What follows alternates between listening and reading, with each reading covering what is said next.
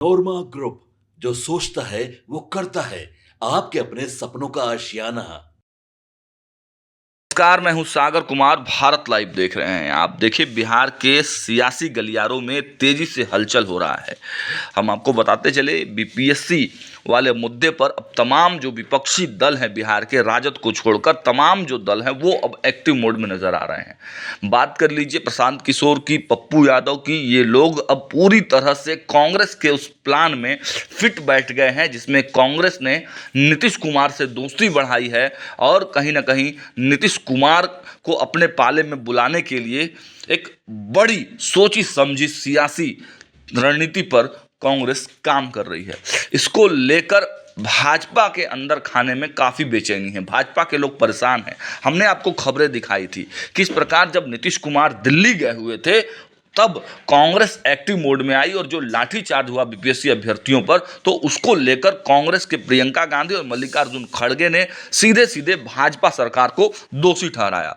अब जब मुख्यमंत्री नीतीश कुमार दिल्ली लौट आए हैं और भाजपा ने भी यहां पर एक अपना चाल चल दिया है कि नए राज्यपाल आरिफ मोहम्मद खान को शपथ दिला दी है, तब अब इस सियासी दांव पेच के बीच में कांग्रेस ने एक बड़ा रणनीतिक मोड़ जो है लिया है और एक सियासी जाल आप कहें कि बिछा दिया है।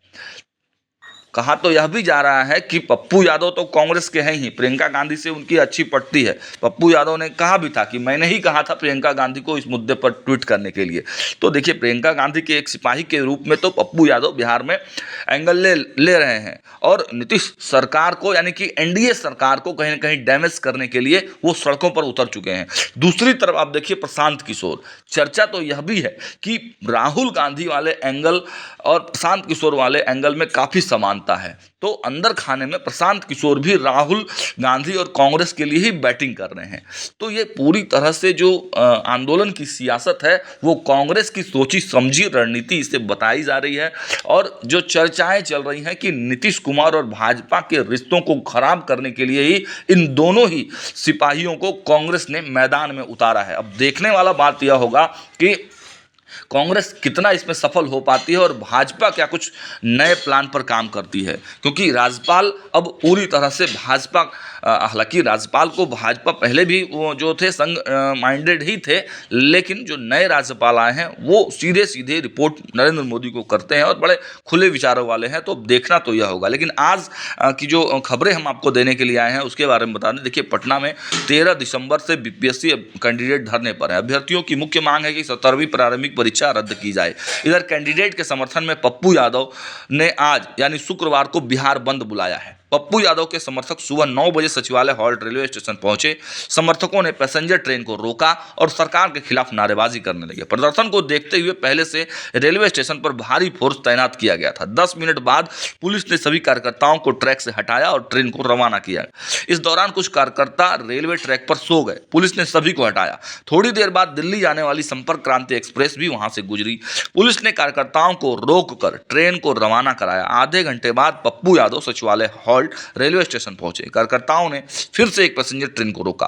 पुलिस ने सभी कार्यकर्ताओं को ट्रैक से हटा दिया। सभी को गर्दनीबाग धरना स्थल पर भेजा गया है। ट्रैक को पूरी तरह से खाली करवा दिया गया है। इधर दूसरे तरफ आप बात करें, कल से ही लगातार प्रशांत किशोर भी एक्टिव मोड में है।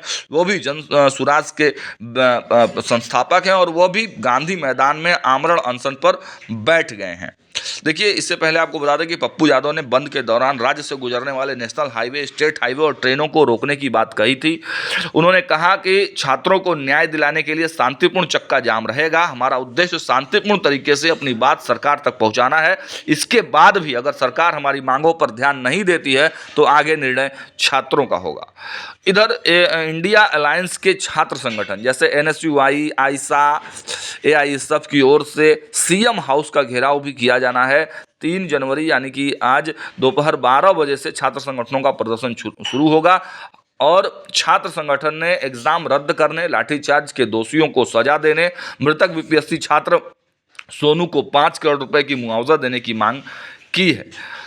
प्रशांत किशोर की बात करें तो वो कल 5 बजे शाम से ही गांधी मूर्ति के नीचे आमरण अनशन पर बैठे हैं। पीके ने बताया कि जब तक एग्जाम कैंसिल नहीं होगा तब तक अनशन पर बैठे रहेंगे। इसके साथ ही पूर्णिया सांसद पप्पू यादव ने भी आपने देखा कि बंद का आह्वान किया है। अब सबसे बड़ी बात यह है कि कांग्रेस के एंगल से अगर इसे देखा जाए तो यही लगता है कि कांग्रेस और नीतीश कुमार में जो नज़दीकियां बढ़ रही हैं और जो सरकार ठीक ढंग से चलाने का भाजपा प्रयास कर रही है, उसमें कहीं ना कहीं उस पूरे खेल को कहीं ना कहीं कांग्रेस भंडोल करना चाहती है, खेल को बिगाड़ना चाहती है। और इसलिए कांग्रेस के 2 सिपाही जो हैं मैदान में पूरी तरह से उतर गए हैं। अब देखने वाली यही बात है कि कब तक कांग्रेस अपने पूरे मंसूबे पर जो है कायम हो पाती है। और नीतीश कुमार भी पावर बैलेंसिंग का गेम खेल रहे हैं। अभी निकट भविष्य में हमारे संपादक ने भी आपको बताया कि निकट भविष्य में कुछ होने जाने वाला नहीं है, लेकिन बिल्कुल जैसे नीतीश कुमार कभी तेजस्वी यादव और लालू यादव के कंधे का इस्तेमाल करते थे भाजपा को डराने के लिए, वैसे ही अब नीतीश कुमार जो है कांग्रेस के कंधे का इस्तेमाल कर रहे हैं। अब हम लगातार आपको खबरें दिखा रहे हैं, देखते रहिए भारत लाइव। बहुत बहुत धन्यवाद। आपके सपनों को हमने सजाया है, ई होम्स पैनोरमा को हमने बनाया है। ई होम्स मेरा एक सपना था जिस पे मैं पिछले 4 साल से काम कर रहा था। हमने जो बनाया है वो सबने है माना। ई होम्स पैनोरमा में हो आपका भी आशियाना। और फाइनली हमने 2021 में इस प्रोजेक्ट को लॉन्च किया। बहुत लोग अप्रिशिएट कर रहे हैं कि पूर्णिया जैसे शहर में, बिहार के, एक तो बिहार की बात करें उसमें भी पूर्णिया जैसे छोटे जगह में इस तरह का लाइफस्टाइल देना, ये सुन के हम लोगों को बहुत अच्छा लगता है। ई होम्स में हमने कुछ और भी किया है, जैसे हम जिस जगह में रह रहे हैं हमारे फैमिली सिक्योर हो, उनको सिक्योरिटी का ध्यान में रखा है। आपकी सुविधा और सुरक्षा आपके लिए खास है, ये आपका विश्वास है। इसमें आर्टिफिशियल इंटेलिजेंस का 7 लेयर सिक्योरिटी का हमने इस्तेमाल किया है। लस ग्रीन कैंपस को बनाया है। यदि हमारा बाउंड्री वाल है तो वो वर्टिकल गार्डन है।